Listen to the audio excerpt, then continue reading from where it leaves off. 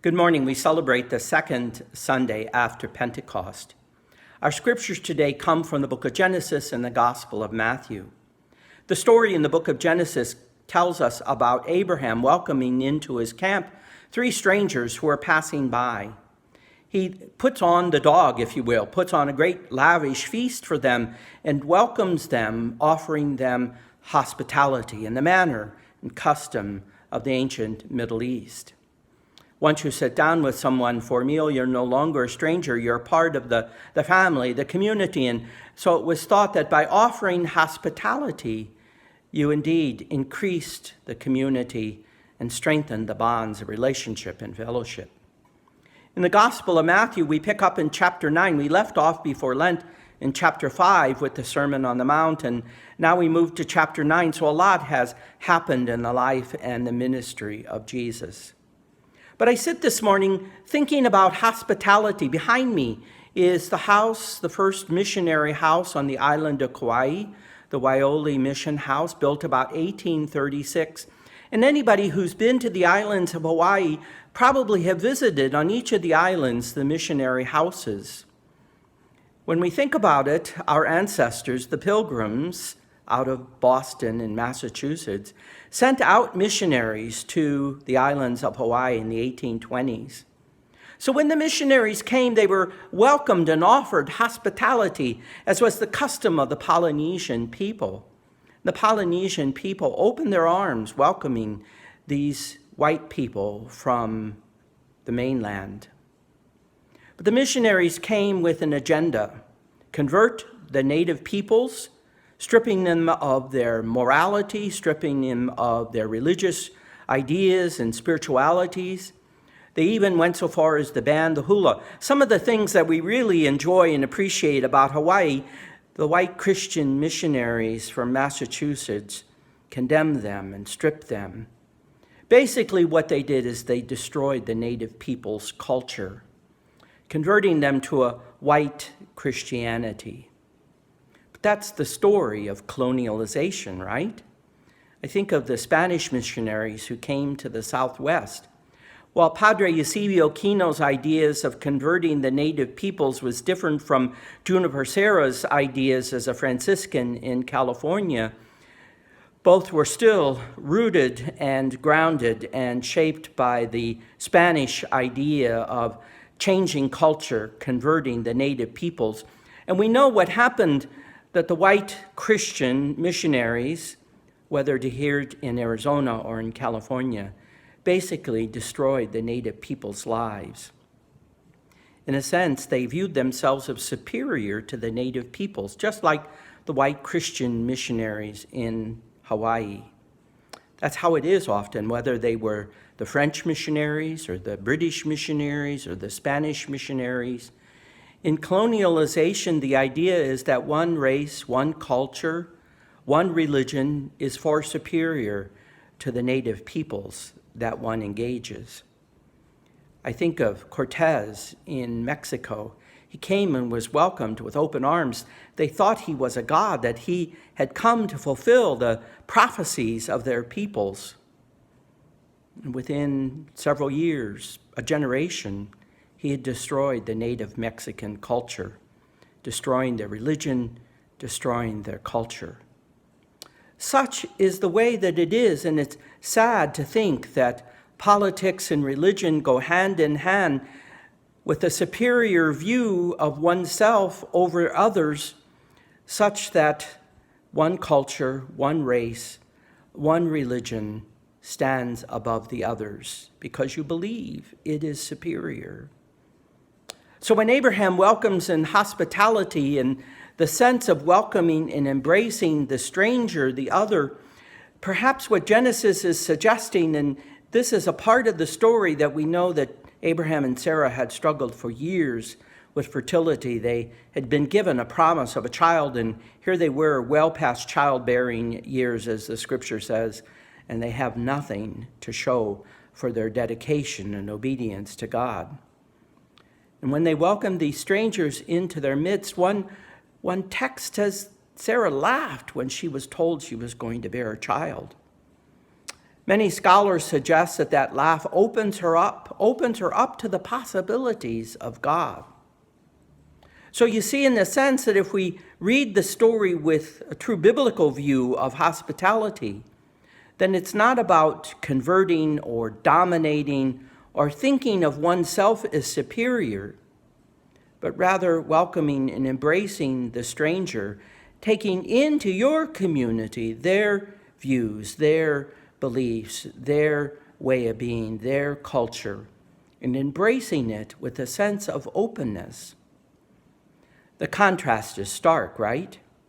The hospitality with which the native peoples of Hawaii and Mexico and the Southwest welcomed the white Christian missionaries was destroyed by the superior racism, the superior view of the white culture, the Catholic faith, the Christian faith, whichever it was.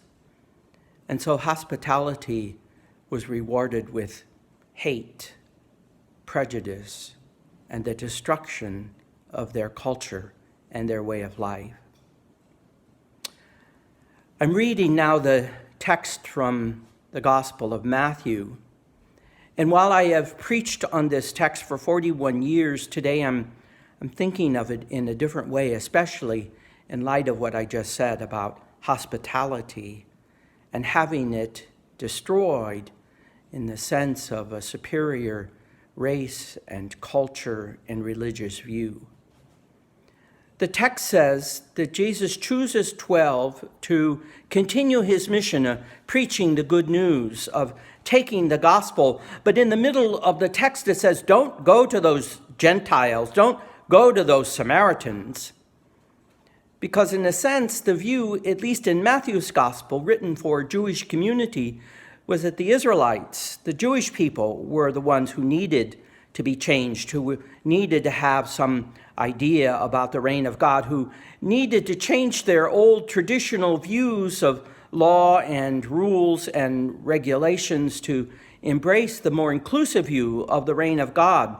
So what's interesting is that Jesus says, don't go to those people that are different from us. Go to those people that are the same. And as you read through the gospel, it says, I'm sending you out like sheep amongst wolves. So there's a great prescription given in the gospel to be careful when you go out amongst the strangers, the people who are different from you. They're going to persecute you. And so it sets up an opposition between you and them, you and they. We're the good people, the missionaries think. They are the bad people, the people who are different from us, people who believe different things from us. And so this gospel, as I'm reading it now, in light of the events that have been taking place over the past 3 weeks, doesn't sit well for me. I like to think about preaching and proclaiming. I even thought way back at the beginning of my journey towards ministry that I wanted to be a missionary, to go off to Africa to convert the heathen people. Now, heathen I would never have used, but I wanted to go off to be a missionary.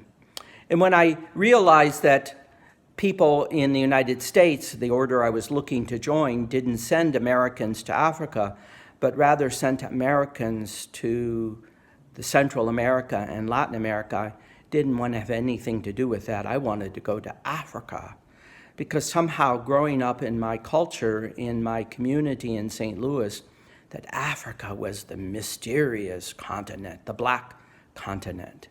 Going to Central and South America, I didn't want to have anything to do with that. And so it was interesting that when I met Steve, he reintroduced me to his culture, his way of thinking in terms of being a Latino Hispanic. And I think about it because we often get into an argument where he says, my people were here before your people.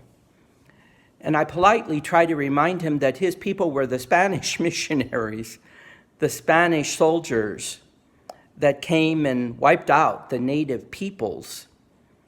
And he says that because he's thinking of my German and Irish background. And so we set up this conversation of opposition.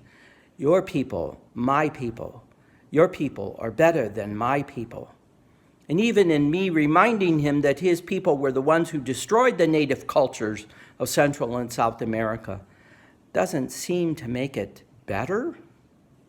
Like what my German and Irish ancestors did was better than what his Spanish ancestors did. So today I'm sitting in an uncomfortable position. I really do want to be a missionary.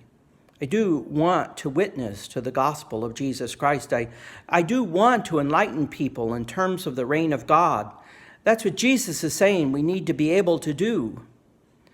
But at the same time of realizing that in being a missionary, a witness, I carry with me my culture, my race, and my particular way of looking at the world. When you grow up in the Midwest, you think you live in God's country. And so you tend to look down on anybody who's from another part of the country. Here in Arizona, we've come to appreciate the diversity peoples. People are hardly native peoples, and we kind of pride ourselves, don't we, on living here more than 10 years and saying we're native peoples. Wait a minute. The native peoples? We're not the native peoples. We're the native peoples of our country. We're the native peoples of our state. We've hidden them away in reservations.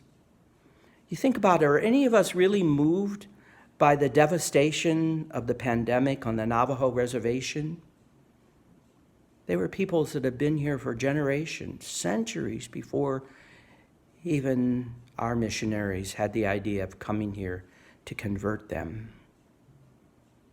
You see the challenge? How are we going to witness and preach and proclaim and live the reign of God and still think that we don't carry with us our race, our culture, our particular, narrow-mindedness? The Christian missionaries that went to Hawaii and that built that beautiful house on the island of Kauai went with all the good intentions of the world. They really did believe in what they were doing, and they believed in the scripture, in the gospel, but they believed it through the lens of their whiteness, through the lens of their Protestantism, through the lens of the culture of America, the United States, particularly of Massachusetts and Boston. They didn't value the culture of the native peoples. They didn't value the native peoples, the dignity of the native peoples. And perhaps that's what disturbs me the most, that any missionary activity that doesn't, at the start, honor the dignity of the people that they are encountering, then it is already false. It is already bad. Witnessing to the reign of God and the gospel of Jesus Christ means we have to take seriously our prejudices and our biases.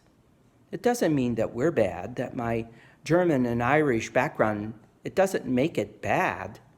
The culture of Ireland, the religious beliefs of the ancient Celtic peoples, whether they were German or Irish, are not bad. But it's what we do with them. If we carry with us a superior attitude that we're right and everybody else is wrong, that we're good, and we have to convert the badness of the other, then you see that's a violation of the reign of God. That's a violation of the dignity inherent in every person. You know this, right? The book of Genesis begins by telling us that every human being is made in the divine image and likeness. And you know my standard phrase with that. That means that the distinctions that we set up between male and female, white and black, gay or straight, that these distinctions are artificial. That means that the start of any witnessing, any missionary activity has to recognize the basic human dignity of every person. The challenge is for the protesters to respect the dignity of the policeman, even if the policeman are creating crimes against them. But in the same way, the policemen have to respect the dignity of the protesters, even if they are in the receiving end of terrible, hateful, vile language. That's what the reign of God challenges us today to do.